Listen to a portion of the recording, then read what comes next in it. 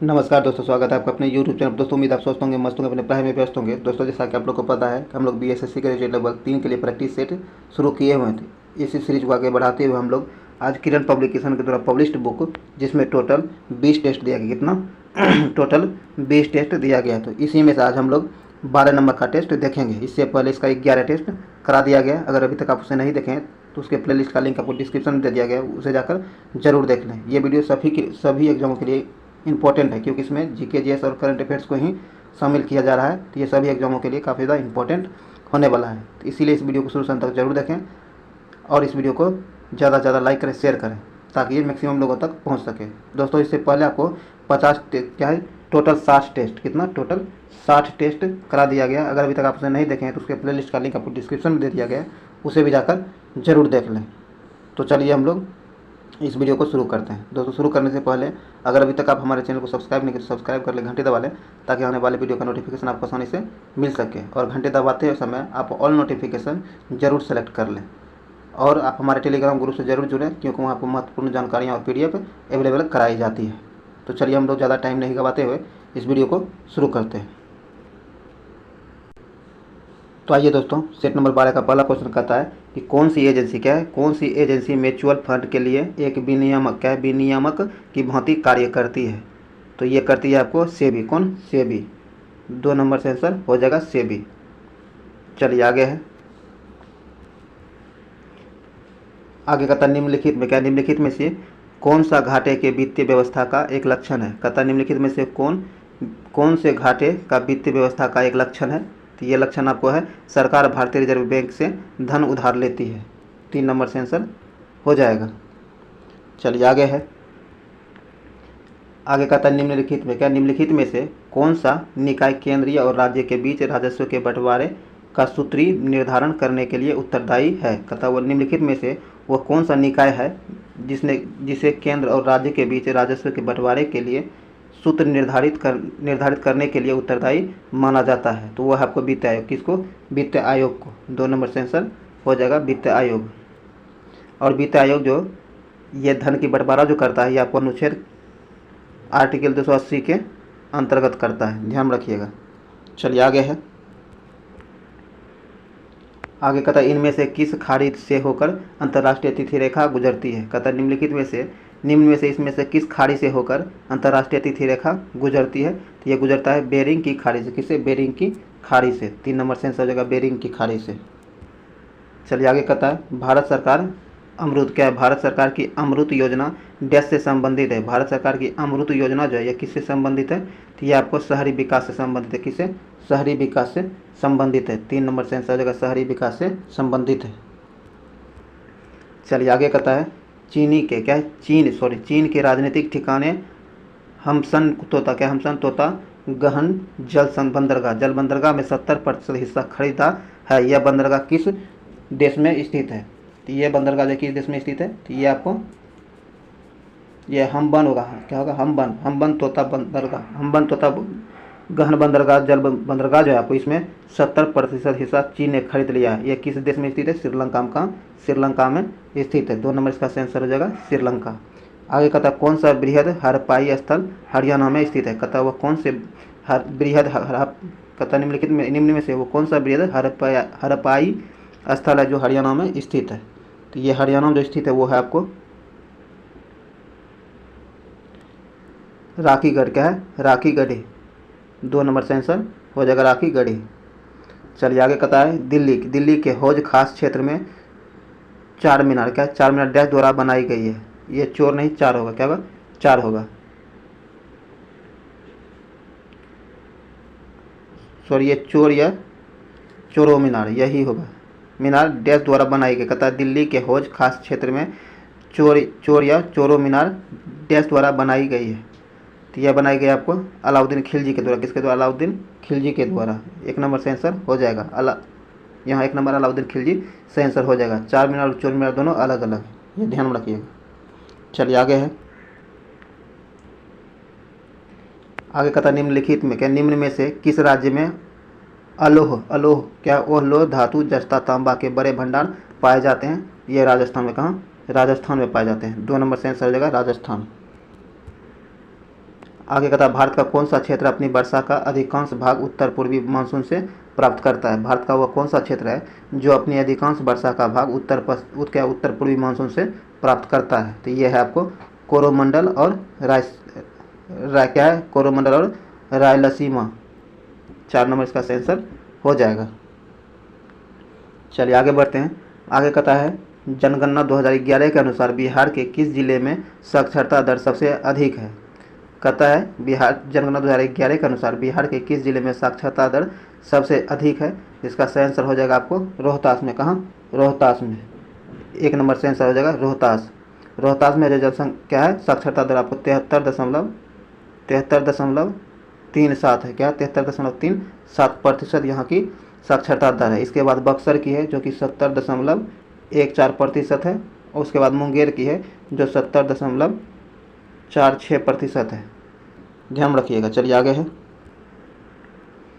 झूमिंग dash का एक प्रकार है। झूमिंग जो है यह डैश का एक प्रकार है। तो आपको हस्तांतरण कृषि का एक प्रकार है। 3 नंबर से ऐसा हो जाएगा हस्तांतरण कृषि का एक प्रकार है। आगे कहता है लवनी। क्या है, लावनी डैश राज्य का लोक नृत्य है। लावनी जो है ये किस राज्य का लोक नृत्य है।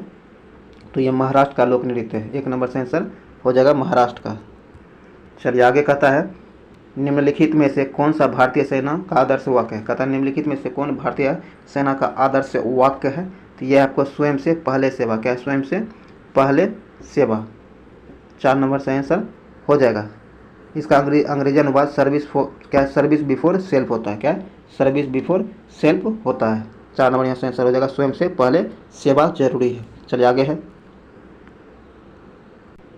चलिए आगे कहता है सर्वोच्च न्यायालय। क्या, सर्वोच्च न्यायालय के हाल ही में निजता को मौलिक अधिकार घोषित किया गया है। भारत के संविधान के किस अनुच्छेद के अंतर्गत निजता को एक मौलिक अधिकार घोषित किया गया है। ये अधिकार घोषित किया गया अनुच्छेद 21 को। किसे, अनुच्छेद 21 को। 4 नंबर से आंसर हो जाएगा। ये 2017 में इसकी घोषणा की गई है अनुच्छेद 21 में। चलिए आगे है। आगे कहता कौन सा लक्षण, क्या है, कौन सा लक्षण सिंधु और गंगा नदी घाटियों के बीच जल विभाजक की भांति कार्य करता है। कहता वो कौन सा लक्षण है जो सिंधु और गंगा नदी घाटियों के बीच जल विभाजक की भांति कार्य करता है। तो इसका सही आंसर हो जाएगा अरावली श्रेणी। कौन, अरावली श्रेणी। 1 नंबर से आंसर हो जाएगा अरावली श्रेणी। चलिए आगे कहता है कौन सा वेद मुख्यतः लयबद्ध प्रारूप या फिर छंद से मिलकर संगीतात्मक रचना के रूप में बनाया गया है। तो यह बनाया गया आपको सामवेद को। किसे, सामवेद को। 2 नंबर से आंसर हो जाएगा सामवेद को। आगे कहता है 2 अक्षांशों के बीच समयांतर होता है। कहता 2 अक्षांश जो है इसके बीच समयांतर कितना होता है। तो ये होता है आपको 4 मिनट का। कितना, 4 मिनट का। 3 नंबर से आंसर हो जाएगा 4 मिनट का। चलिए आगे है भारत में सशस्त्र बलों का सर्वोच्च सेनापति कौन है। कहता है भारत में सशस्त्र बलों का सेनापति कौन होता है। तो ये होता है आपको भारत का राष्ट्रपति। कौन, भारत का राष्ट्रपति। 3 नंबर से आंसर हो जाएगा भारत के राष्ट्रपति। चलिए आगे है। आगे कहता है एक हरिकेन एक डैश है। कहता है एक हरिकेन एक डैश है। तो एक हरिकेन एक उष्णकटिबंधीय चक्रवाती प्रणाली है। 2 नंबर से आंसर हो जाएगा। चलिए आगे है। आगे कहता है क्या है, डिजी लॉकर के बारे में क्या सत्य नहीं है। डिजी लॉकर के बारे में क्या सत्य नहीं दिया गया है। कहता है दस्तावेज। क्या है, दस्तावेज की प्रति इलेक्ट्रॉनिक रूप में व्यक्ति के निजी कंप्यूटर या मोबाइल फ़ोन पर भंडारित होता है। यह सही नहीं है। 1 नंबर आंसर हो जाएगा जो कि सही नहीं दिया गया, बाकी सभी सही दिया गया है। चलिए आगे कहता है 22 में। कहता है कि किस संविधान संशोधन के द्वारा दिल्ली को एक विधानसभा दी गई है। कहता है कि किस संविधान संशोधन के द्वारा दिल्ली को एक विधानसभा दी गई है। तो इसका सही आंसर हो जाएगा आपको 69वां संविधान संशोधन। कब, 69वां संविधान संशोधन के अंतर्गत। 2 नंबर से आंसर हो जाएगा। ध्यान रखिएगा ये 69वां संविधान संशोधन जो हुआ आपको 1991 में हुआ। कब, 1991 में हुआ है, ये ध्यान रखिएगा। चलिए आगे है। कहता किस अनुच्छेद के अंतर्गत संसद को संविधान संशोधन की शक्ति दी गई है। कहता वो कौन से अनुच्छेद है जिसके अंतर्गत संसद को संविधान संशोधन की शक्ति दी गई है। तो यह अनुच्छेद आपको अनुच्छेद 368 के अंतर्गत। कितना, अनुच्छेद 368 के अंतर्गत। 3 नंबर से आंसर हो जाएगा। चलिए आगे है। कालिदास सम्मान डैश के क्षेत्र में प्रदान किया जाता है। कालिदास सम्मान जो है यह किस क्षेत्र में प्रदान किया जाता है। तो यह आपको शास्त्रीय संगीत के क्षेत्र में, शास्त्रीय नृत्य के क्षेत्र में और थिएटर और प्लास्टिक कला के क्षेत्र में दिया जाता है। 4 नंबर से आंसर हो जाएगा। यह सम्मान जो आपको मध्य प्रदेश सरकार के द्वारा दिया जाता है। किसके द्वारा? मध्य प्रदेश सरकार के द्वारा दिया जाता है। इस पुरस्कार की शुरुआत आपको 1980 में की गई। कब? 1980 में इसकी शुरुआत की गई, यह भी ध्यान में रखिएगा। आगे कहता है भारत सरकार की क्या है? भारत सरकार की GEM पोर्टल डैश से संबंधित है। भारत सरकार की GEM पोर्टल जो है किससे संबंधित है? तो ये आपको सार्वजनिक क्या है? सार्वजनिक खरीद से संबंधित है। 3 नंबर से आंसर होगा सार्वजनिक खरीद से संबंधित है। चलिए आगे कहता है परिवार क्या है? परिवार सामाजिक जीवन की प्रथम पाठशाला है। किसने कहा था? कहता है परिवार जो है सामाजिक जीवन का प्रथम पाठशाला है। यह किसने कहा था? तो यह आपको अरस्तू ने कहा था। किसने? अरस्तू ने कहा था। 1 नंबर से आंसर हो जाएगा, अरस्तू ने यह कहा था। आगे कहता है बिहार सरकार ने बुनियादी स्कूलों क्या है? बिहार सरकार ने बुनियादी स्कूलों का नाम कस्तूरबा बुनियादी विद्यालय के रूप में बदलने का फैसला किया है। पहला बुनियादी विद्यालय महात्मा गांधी द्वारा स्थापित किया गया था। तो ये कहाँ स्थापित किया गया था? तो ये आपको पश्चिम चंपारण में किया गया था। 1 नंबर से आंसर हो जाएगा, पश्चिम चंपारण में किया गया था। और यह किया गया था 1939 में। कब? 1939 में, ध्यान रखिएगा। चलिए आगे है। आगे कहता है पश्चिमी घाटी है। कहता है पश्चिमी घाटी है। तो पश्चिमी घाटी जो है यह आपको पठारों का ढाल है। क्या? पठारों का ढाल है। 3 नंबर से आंसर हो जाएगा, पठारों का ढलान है पश्चिमी घाटी। 3 नंबर से आंसर हो जाएगा। चलिए आगे है।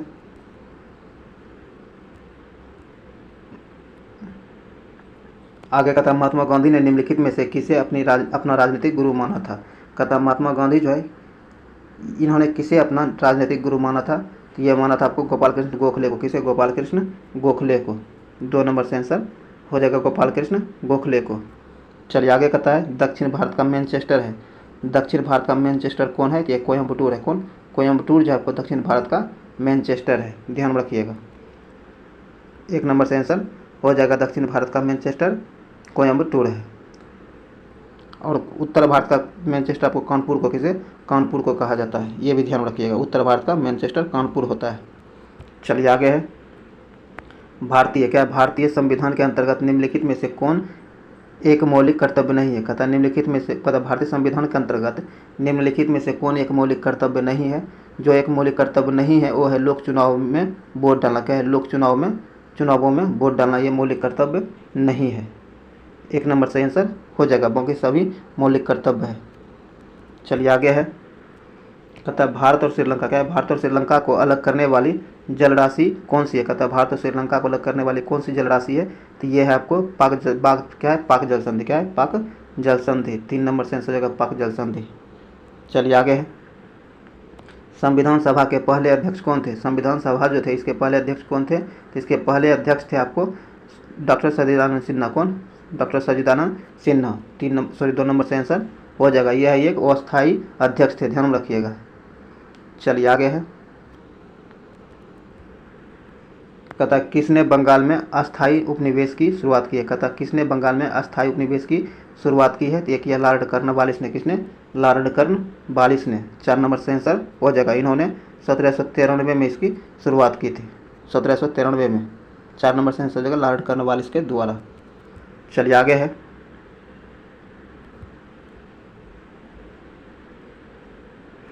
आगे कहता बेटी बचाओ बेटी पढ़ाओ कार्यक्रम योजना किससे संबंधित है? कहता बेटी बचाओ बेटी पढ़ाओ कार्यक्रम जो है यह योजना किससे संबंधित है?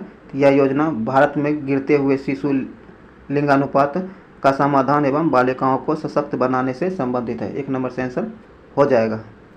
चलिए आगे है। चलिए आगे कहता है कि अब क्या है? अपने स्वयं के प्रयोग के लिए मालिक द्वारा किए गए वस्तुओं के मूल्य को किस खाते में क्रेडिट किया जाएगा? कहता अपने स्वयं के प्रयोग के लिए मालिक द्वारा किए गए वस्तुओं के मूल्य को किस खाते में क्रेडिट किया जाएगा? तो इसे जो किया जाएगा खरीद खाता में। किसमें? खरीद खाता में। 3 नंबर से आंसर हो जाएगा खरीद खाता में। चलिए आगे है। निम्नलिखित में से किस क्रांति ने तिलहनों के उत्पादन में वृद्धि की है? कहता है निम्नलिखित में से वो कौन सी क्रांति थी जिसके अंतर्गत तिलहनों के उत्पादन में वृद्धि हुई है? तो इसका सही आंसर हो जाएगा पीली क्रांति। किससे? पीली क्रांति में। 4 नंबर से आंसर हो जाएगा पीली क्रांति। चलिए आगे है। आगे कहता है भारत के संविधान का अनुच्छेद 243। क्या भारत के संविधान के अनुच्छेद 243 निम्नलिखित में से किसकी व्याख्या करता है? तो भारतीय संविधान का अनुच्छेद 243 जो है किसकी व्याख्या करता है? तो ये करता है आपको भूमि सुधार का। किसका? भूमि सुधार का व्याख्या करता है। 1 नंबर से आंसर हो जाएगा। चलिए आगे है। आगे कहता है निम्नलिखित में क्या निम्नलिखित किसके शासनकाल में मुगलों और मराठों के बीच द्वंद्व प्रारंभ हुआ था? कहता है निम्नलिखित में से किसके शासन में मुगलों और मराठों के बीच द्वंद्व प्रारंभ हुआ था? तो इसका सही आंसर हो जाएगा औरंगजेब के समय में। कब? औरंगजेब के समय में। 4 नंबर से आंसर हो जाएगा औरंगजेब के समय में। आगे है निम्नलिखित में क्या निम्नलिखित किन सम्राटों के शासनकाल में भारत का पहला मुद्रा रुपया मुद्रित हुआ है? ये हुआ शेरशाह सूरी के समय में। कब? शेरशाह सूरी के समय में। 3 नंबर से आंसर हो जाएगा शेरशाह सूरी के समय में। चलिए आगे है। आगे कहता है निम्नलिखित में क्या निम्नलिखित केंद्र शासित क्षेत्रों में सर्वाधिक बड़ा आकार किसका है? कहता है कि निम्नलिखित केंद्र शासित क्षेत्रों में सबसे बड़ा आकार किसका है? तो सबसे बड़ा आकार आपको पांडिचेरी का। किसका? पांडिचेरी का है। 4 नंबर से आंसर हो जाएगा पांडिचेरी का। चलिए आगे है। आगे कहता कौन सा साहित्य संगम साहित्य के रूप में प्रसिद्ध है? कहता कौन सा साहित्य है जो संगम साहित्य के रूप में प्रसिद्ध है? तो ये है आपको तमिल साहित्य। कौन? तमिल साहित्य जो है संगम साहित्य के रूप में प्रसिद्ध है। 1 नंबर से आंसर हो जाएगा। चलिए आगे कहता है संविधान क्या है? संविधान के किस अनुच्छेद के प्रावधानों के अंतर्गत भारत सरकार ने भारत रत्न और पद्म श्री को प्रारंभ किया है? तो ये जो किया गया अनुच्छेद 18 के अंतर्गत। किसके अंतर्गत? अनुच्छेद 18 के अंतर्गत। 4 नंबर से आंसर हो जाएगा अनुच्छेद 18 के अंतर्गत भारत रत्न और पद्मश्री को प्रारंभ किया गया है। चलिए आगे है। आगे कहता निम्नलिखित में से कौन राजस्व व्यय का एक उदाहरण है? कहता निम्न में से कौन राजस्व व्यय का एक उदाहरण है? तो यह आपको एक प्रिंटर की मरम्मत। क्या? एक प्रिंटर की मरम्मत। 3 नंबर से आंसर हो जाएगा। चलिए आगे कहता निम्नलिखित में कौन सा अंतर्राष्ट्रीय विकलांग दिवस के रूप में मनाया जाता है? कहता है निम्नलिखित में किस तारीख को अंतर्राष्ट्रीय विकलांग दिवस के रूप में मनाया जाता है? तो 3 दिसंबर को। कब? 3 दिसंबर को। 2 नंबर से आंसर हो जाएगा 3 दिसंबर को। और 1 दिसंबर को विश्व एड्स दिवस के रूप में मनाया जाता है। ये भी ध्यान में रखिएगा। चलिए आगे है। कहता वास्को डी गामा किस वर्ष कालीकट में उतरा था? कहता वास्को डी गामा जो है कालीकट में किस वर्ष उतरा था? तो ये उतरा था आपको 1498। कब? 1498 में। 4 नंबर से आंसर हो जाएगा 1498 में। और इसका डेट जो है 20 मई था। क्या था? 20 मई था। कहीं कहीं आपको 17 मई भी मिल सकता है। ठीक, यहाँ 20 मई, ज़्यादातर 20 मई ही होता है, लेकिन कहीं कहीं आपको 17 मई भी मिल सकता है। ये ध्यान में रखिएगा। इस भी तो आपको 1498 ये तो फिक्स है। चलिए आगे है। कहता है पूर्व प्रस्तुर क्या है? पूर्व प्रस्तर। क्या? पूर्व प्रस्तर युगीन अवशेष बिहार के किस भाग में मिले हैं? तो यह जो मिला है आपको दक्षिण में, बिहार के दक्षिण भाग में मिले हैं। 2 नंबर से आंसर हो जाएगा बिहार के दक्षिण भाग में मिले हैं। आगे कहता है प्राचीन भारत के महान व्याकरणविद पतंजलि किसके समकालीन थे? ये जो समकालीन थे पुष्यमित्र शुंग के समकालीन थे। किसके? पुष्यमित्र शुंग के समकालीन थे। 3 नंबर से आंसर हो जाएगा पुष्यमित्र शुंग के समकालीन थे। चलिए आगे कहता है भारत के संविधान में निम्न में से किसके विरुद्ध अभियोग चलाने का प्रावधान नहीं है?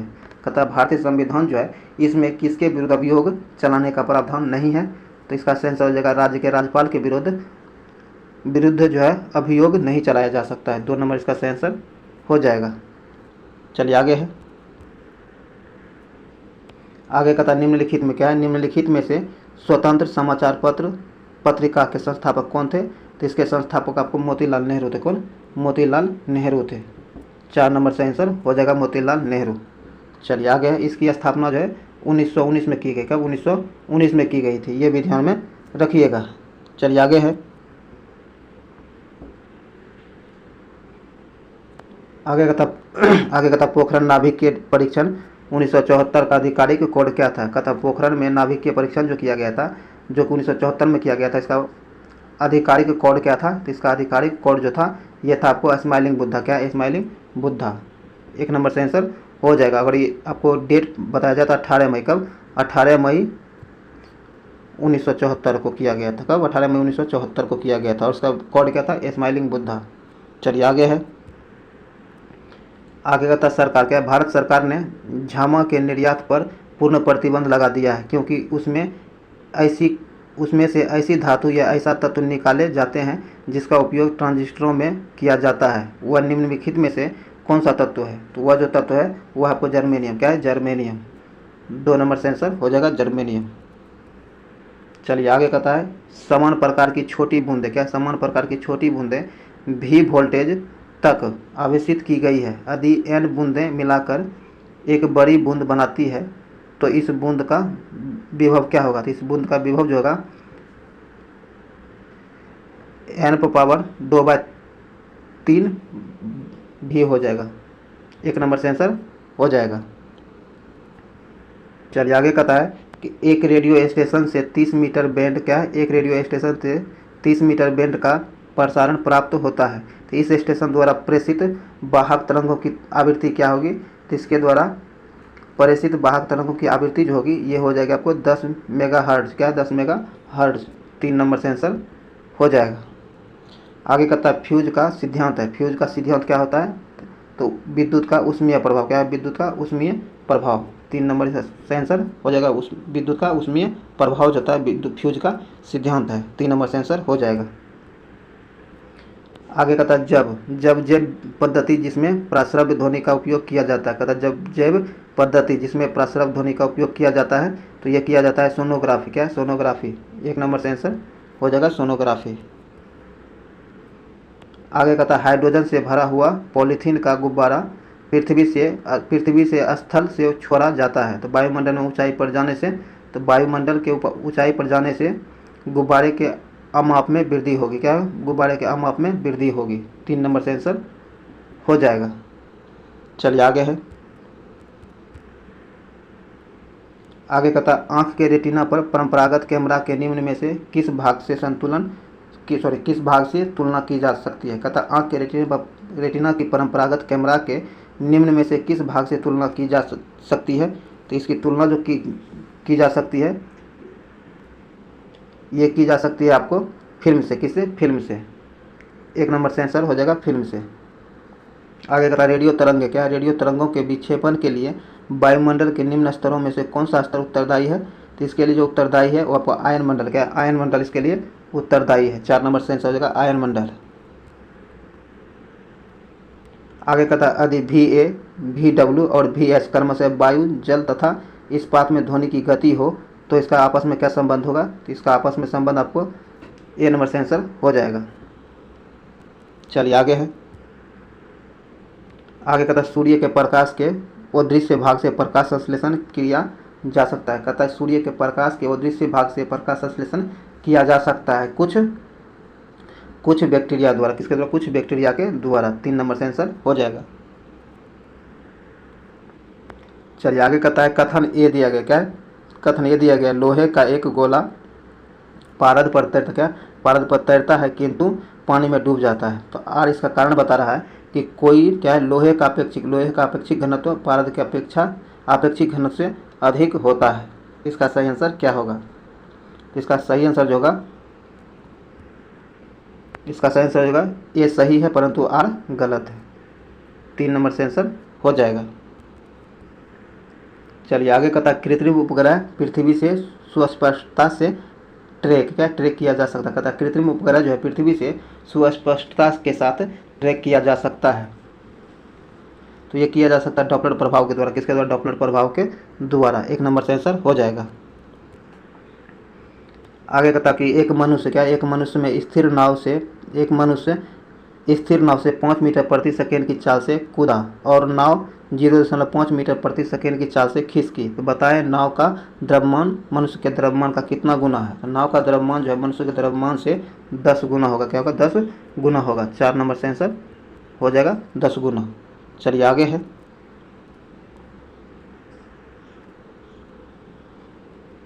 आगे कहता यदि साबुन के 2 भिन्न भिन्न व्यास के बुलबुलों को एक नली द्वारा एक दूसरे के संपर्क में लाया जाए तो क्या घटित होगा? तो इस कंडीशन में क्या घटित होगा, तो ये घटित होगा कि छोटा बुलबुला छोटा बुलबुला और छोटा व बड़ा बुलबुला और बड़ा हो जाएगा, दोनों मिलकर और भी बड़ा हो जाएगा। इसके कहने का मतलब यही है, 2 नंबर से आंसर हो जाएगा। आगे कहता है परमाणु में क्या है, परमाणु में कक्षों क्या है, परमाणु में कक्षों को भरने का क्रम नियंत्रित होता है। इसके क्रम नियंत्रित जो होता है अफबाऊ सिद्धांत द्वारा, किसके द्वारा, अफबाऊ सिद्धांत के द्वारा। 1 नंबर से आंसर हो जाएगा। चलिए आगे कहता है ऊंचाई की जगहों पर क्या है, ऊंचाई की जगहों पर पानी 100 डिग्री सेंटीग्रेड के नीचे तापमान पर क्यों उबलता है। तो इसका सही आंसर हो जाएगा आपको क्योंकि वायुमंडलीय दाब कम हो जाता है, अतः उबलने की बिंदु नीचे आ जाती है। 1 नंबर से आंसर हो जाएगा। ध्यान रखिएगा, इस प्रकार का क्वेश्चन, खास करके ये क्वेश्चन बहुत बार एग्जाम में पूछा गया है। आगे कहता निम्न में क्या, निम्न में विश्व में कौन सर्वाधिक पाया जाने वाला तत्व है। कहता निम्न में से विश्व में सर्वाधिक पाया जाने वाला तत्व कौन है, तो हाइड्रोजन है। कौन, हाइड्रोजन है। 1 नंबर से आंसर हो जाएगा हाइड्रोजन। आगे कहता माणिक्य क्या है, माणिक्य और नीलम रासायनिक रूप में कैसे जाने जाते हैं। माणिक्य और नीलम जो रासायनिक रूप में कैसे जाने जाते हैं, तो यह जाने जाते हैं एल्युमिनियम ऑक्साइड के, क्या है, एल्युमिनियम ऑक्साइड। 2 नंबर से आंसर हो जाएगा। चलिए आगे कहता पारद मिश्र, कहता पारद धातु मिश्रण है। पारद धातु जो है यह किसका मिश्रण है, तो यह मिश्रण है पारद युक्त मिश्र धातु का। 3 नंबर से आंसर हो जाएगा। पारद युक्त मिश्र धातु होती है। 3 नंबर से आंसर हो जाएगा। आगे कहता है गहरे क्या, गहरे समुद्र के गोताखोर निम्न में से किस गैस मिश्रण का उपयोग करता है। गहरे समुद्र में गोताखोर जब गोता लगाता है, इसके लिए किस गैस के मिश्रण का उपयोग करता है, तो आइए देखते हैं। इसके द्वारा जो मिश्रण प्रयोग किया जाता है वह होता है आपको हीलियम और ऑक्सीजन का मिश्रण किया, हीलियम सॉरी दोस्तों, यह आपको हीलियम और ऑक्सीजन का मिश्रण होता है। 1 नंबर से आंसर हो जाएगा, हीलियम और ऑक्सीजन का मिश्रण होता है। आगे कहता है निम्न में कौन सा अधिक शयन है। कहता है निम्न में कौन सा एक अधिक शयन है, तो ये शहद। कौन, शहद। 3 नंबर से आंसर होगा, शहद जो है अधिक शयन है। चलिए आगे है, कहता विभिन्न संस्कृतियों के वैज्ञानिक विवरण के तुलनात्मक अध्ययन को कहते हैं। तो इसके तुलनात्मक अध्ययन को एथनोलॉजी कहा जाता है। एथनोलॉजी कहा जाता है। 1 नंबर से आंसर हो जाएगा एथनोलॉजी। आगे निम्न में क्या, निम्न में किस हार्मोन में आयोडीन मिली होती है। कहता वह कौन से हार्मोन है जो जिसमें आयोडीन मिली होती है, तो इसका सही आंसर हो जाएगा आपको थायरॉक्सिन में। किसमें, थायरॉक्सिन में। 3 नंबर से आंसर हो जाएगा थायरॉक्सिन में। चलिए आज का आखिरी क्वेश्चन कहता है कि सबसे बड़ा कशेरुकी है। कहता सबसे बड़ा कशेरुकी कौन सी है, तो ये है आपको एस्क्विड। क्या है, एस्क्विड। 2 नंबर इसका सही आंसर हो जाएगा। इसकी लंबाई जो है 12 से 14 मीटर होता है। क्या, 12 से 14 मीटर इसकी लंबाई होता है। ये भी ध्यान में रखिएगा। दोस्तों उम्मीद है वीडियो आपके लिए यूजफुल रहा होगा। अगर ये वीडियो आपके लिए यूजफुल रहा है तो इसे लाइक करें, शेयर करें और चैनल को सब्सक्राइब जरूर कर लें। घंटी दबा लें ताकि आने वाली वीडियो का नोटिफिकेशन आपको आसानी से मिल सके। इससे पहले जो आपको 60 टेस्ट करा दिया गया, अगर अभी तक आप उसे नहीं देखें तो उसके प्लेलिस्ट का लिंक आपको डिस्क्रिप्शन में मिल जाएगा, उसे जाकर एक बार ज़रूर देख लें। तो चलिए इस वीडियो को यहीं समाप्त करते हैं और मिलते हैं फिर किसी अगले वीडियो में। तब तक के लिए जय हिंद।